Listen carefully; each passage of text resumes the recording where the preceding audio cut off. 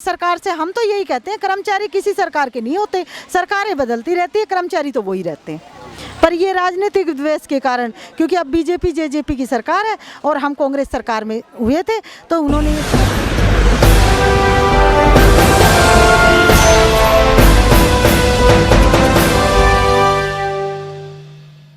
नमस्कार, मैं तुषार कर्ण, video journalist lavish Rajput के साथ आप सभी का स्वागत करता हूं राजधानी न्यूज़ गुरुग्राम में। इस वक्त हम मौजूद हैं मिनी सेक्रेटेरिएट में, जहां पर शिक्षकों की हड़ताल चल रही है। शिक्षकों का ये कहना है कि उनकी नौकरी पर जो सवाल उठाए जा रहे हैं उसमें कहीं ना कहीं गलती सरकार की है, जिसकी वजह से इन्हें और इनके परिवार को सफ़र करना पड़ता है। तो चलिए जानते हैं इनसे इस मुद्दे के बारे में। तो मैम, पहले तो हमें बताइए कि ये पूरा मुद्दा क्या है। सर, हम बिना कसूर के सरकार ने हमें नौकरी से 10 साल की नौकरी के बाद निकाल दिया है। सबसे बड़ा मुद्दा तो ये है हमारा, और हम सरकार से यही कह रहे हैं कि हमें बिना कसूर के क्यों निकाला गया, जबकि इसमें हमारा कोई कसूर ही नहीं है। सुप्रीम कोर्ट ने भी हमारा कोई कसूर नहीं निकाला है। सुप्रीम कोर्ट ने भी कहा है कि जो भर्ती बोर्ड है उसकी गलती है, ना कि शिक्षकों की गलती है। तो इस मुद्दे को लेकर आप सुप्रीम कोर्ट से पहले कहाँ गए हैं? धरना जो आपको करना पड़ रहा है, उससे पहले आपने कहाँ बात करी है? हमने पहले हाई कोर्ट में भी गए हैं। ऐसा सर, मैं बताता हूँ आपको, हमारे 2006 में भर्ती निकली थी। 2006 में भर्ती निकलने के बाद सरकार ने 2 बार हमारे रिटन टेस्ट रद्द किए गए थे। फिर हमारे को इंटरव्यू पे लगाया गया, उसमें लिस्ट लग गई। लिस्ट लगने के बाद ज्वाइन किए गए सभी को। उसके बाद जो नहीं लगे थे उन्होंने हमारे पे केस कर दिया था भर्ती पे केस करने के बाद उसमें कुछ सरकार की कमियां थोड़ी बहुत, मतलब इंटरव्यू नंबर बढ़ाने के लिए सरकार में किया गया था। उसके में ये सुप्रीम कोर्ट में हमारे खिलाफ फैसला आया, जिसमें कि सरकार ने, सुप्रीम कोर्ट ने बोला था कि भाई क्या आपके पास वैकेंसियाँ नहीं है। सरकार ने बार 2 बार झूठे एफिडेविट दिए गए कि हमारे पास वैकेंसी नहीं है। और 2016 में हमारा टीजीटी कैडर में बदली कर दिया गया था, और एडिट स्कूलों से जो एडिट स्कूल थे उन्होंने में पीटीआई की पोस्ट पे इन्होंने ज्वाइन करा खट्टर सरकार ने। तो सर, जब आपने भी बताया कि मुद्दा सुप्रीम कोर्ट में जा चुका है, तो जब अभी मुद्दा सुप्रीम कोर्ट के पास है तो इसमें सरकार आपकी कैसे मदद कर सकती है?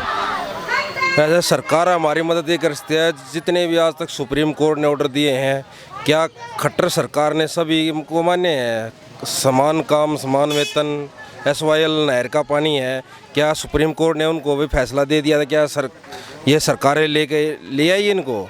एक ये PTI हो गए कि उसमें उन्होंने एकदम से टेस्ट दिला दिए। कोरोना में प्रधान जी बोल रहे थे हमारे, अब कोरोना में किसी का भी रोज़गार नहीं जाएगा। जिस दिन से कोरोना स्टार्ट हो उसी दिन खट्टर सरकार ने सभी 1983 PTI को बाहर निकाल दिया, रोड पे लाकर बैठा दिया है। तो मैम, मैं आपसे पूछना चाह रहा था कि अभी आप लोगों की मांग है, आप क्या चाहती है सरकार इस पूरे मुद्दे में आपकी मदद कैसे कर सकती है? सरकार रिव्यू में हमारे साथ जाए, और जो एक्चुअल में जितनी पोस्टें खाली थी, सबसे पहले, अब तो खैर वो मुद्दा ही नहीं बचा, क्योंकि सरकार, उन्होंने पहले ही हमसे पोस्टें मांगी थी सुप्रीम कोर्ट ने सरकार से। सरकार ने हमें डाइन कैडर हमारे कैडर को डाइन कैडर बताकर 0 वैकेंसी दिखा दी थी। तो अभी भी हम सरकार से ही कहते हैं कि सरकार हमारे फेवर में आए और रिव्यू में हमारे साथ जाए, ताकि हम रिव्यू से ही हम बहाल हो सकते हैं। जैसा भी आपने बताया कि आप लोगों ने RTI भी करा था, तो उसमें आप लोगों को क्या पता चला था? RTI में हमें पता चला, जैसे सरकार ने हमें कहा कि 0 वैकेंसी है आपकी, तो उस RTI के अंदर 1612 पोस्ट हमारी वैकेंट है, और उस 2017 में एडिड स्कूलों से 60 PTI ही लिए गए थे, PTI ही पोस्ट से एडिड स्कूलों से। तो वो पोस्टें कहाँ से आ गई जब आप 0 वैकेंसी दिखा रहे हो? तो जब TGT में ग्रेड में कर दिया तो वो, और हमारा जो केस चला हुआ था ये 2010 से हम PTI के ऊपर चला हुआ था, तो वो तो कैडर खत्म। जब हमारे ऊपर केस है तो वो PTI की पोस्ट रहेंगी, ना कि TGT की रहेंगी।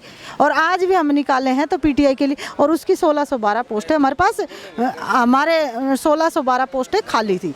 और जो हमारा 23 तारीख को जो हमारा टेस्ट लिया गया था, अब सरकार एक तरफ तो कहती है कि कांग्रेस सरकार ने गड़बड़ कर रखी है, जो भी है, पर हम बीजेपी सरकार से ये कहते हैं, उन्होंने हमारा जो 23 तारीख को टेस्ट लिया, टेस्ट 23 तारीख को लिया, सुबह ही 8 बजे की बिक चुकी थी, यानी पेपर आउट होकर उसकी की बन चुकी थी, यानी और 8-8 लाख में कैंडिडेट को बांट चुकी। वो लोग तो रिमांड पे उन्होंने बताया, हमें नहीं पता, हिसार में वो की पकड़ी गई है। और तो इस सरकार में भी कहाँ धांधली नहीं हुई, चलो पुरानी सरकार की हम कहते हैं, हमें नहीं पता, क्योंकि अगर 30 नंबर का हमारा इंटरव्यू किया गया था तो हमें भी नहीं पता था, जो कैंडिडेट रह गए थे उनको भी नहीं पता था।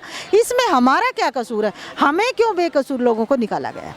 आपको क्या लगता है जो सरकार जो ये पूरी संख्या है जिसको ज़ीरो बता रही है, इसमें सरकार का क्या फ़ायदा है और सरकार आप लोगों के साथ ऐसा क्यों करना चाह रही है? ये राजनीतिक द्वेष की भावना ही कहेंगे, क्योंकि हम कांग्रेस सरकार के समय में हुए थे। वैसे सरकार से हम तो यही कहते हैं, कर्मचारी किसी सरकार के नहीं होते, सरकारें बदलती रहती है, कर्मचारी तो वही रहते हैं।